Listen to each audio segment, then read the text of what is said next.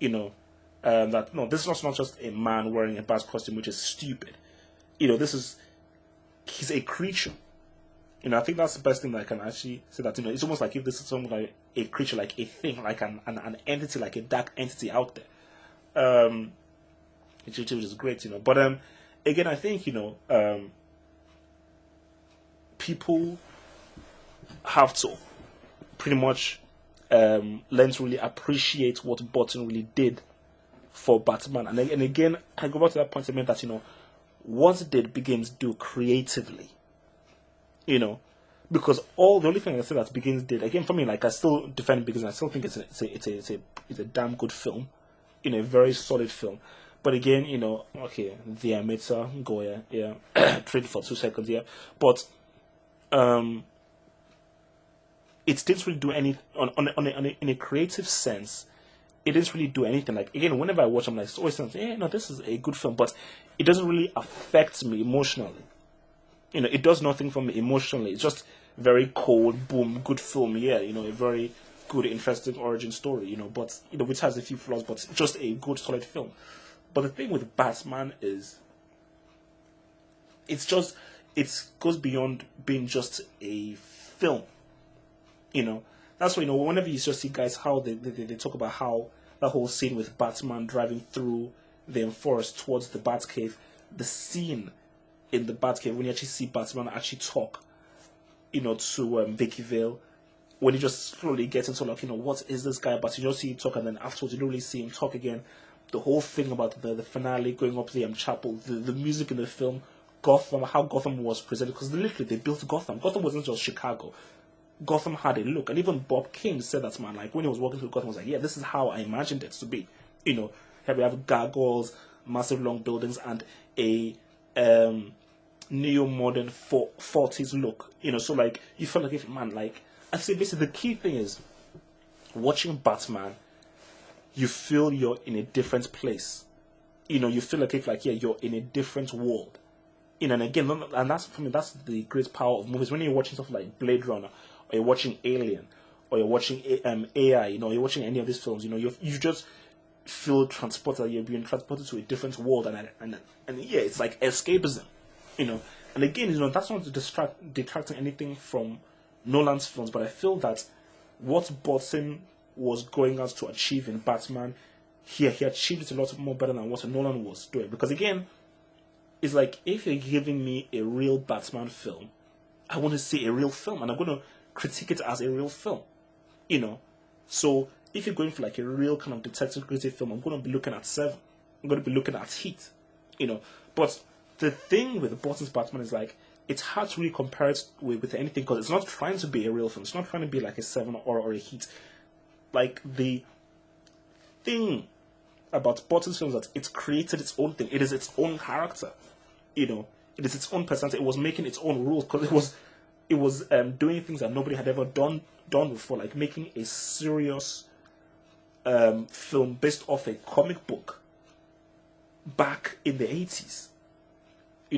Before all this stuff was coming out now. So really, no, Begins isn't the first serious superhero movie to be made. It's like Begins is the first. That's I mean, it's very weird to say what Begins is. I mean, you could maybe say maybe it's the first film to really use kind of a real film narrative, sort of. Consider, but as a serious film again, you have to watch Batman again. Because I cannot really understand how you watch that. Watch Keaton's performance, you watch the tone of the film, and you just watch the whole mood and just how the film is. It's extremely serious, and again, that was an extremely risky, crazy thing to be doing. Back then in the 80s, when you had all this crazy comedic stuff coming out,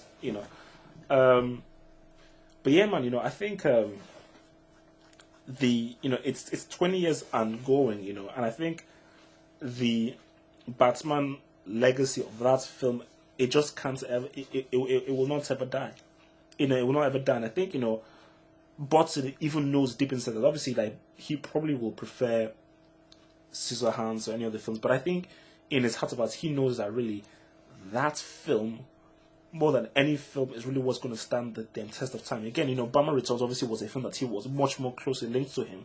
A lot of people actually prefer that.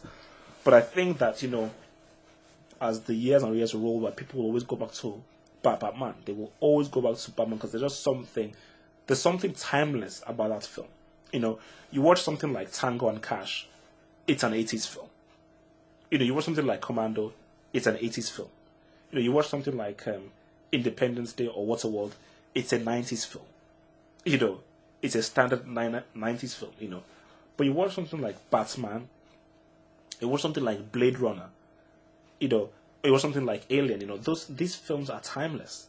As in, you watch Batman and you literally, if you didn't know what year the film was made, you can't really tell when this film would have been made. Because it is its own thing. And same thing with Blade Runner. When you just watch Blade Runner, you think that's man, because it has just created its own thing. So you can't really tell when this film was really made. But I think people need to appreciate what Batman did for comic book films. I think people need to really appreciate how seriously Burton took the character. And I think, again, people need to pretty much watch the film, after listening to the points, really watch the film and really see just how serious the film really was. Because it may not be apparent to you because of Begins coming out and, people saying all the stuff here and there. But I think people need to really put that in check and really, think and about, how special this film really is, because again, because again, you have guys like, obviously people suppose like, Kevin Conroy and something with the animated series, and the animated series which was pretty much inspired by Batman. But again, Keaton is Batman. He is Batman. He just got the perfect balance of of making him mysterious, edgy, dangerous, and interesting, without saying much, without talking a lot. You just know, this is a character who he's interesting. There's something interesting about this guy. And again, you have to really much give credit to Burton, because again, like I told you, Burton is Batman.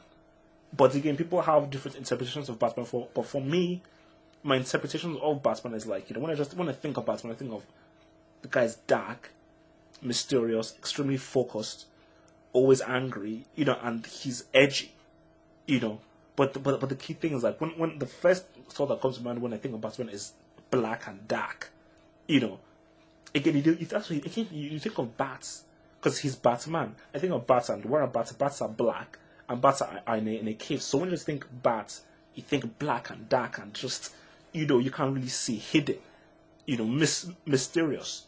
And again, that is what the film was.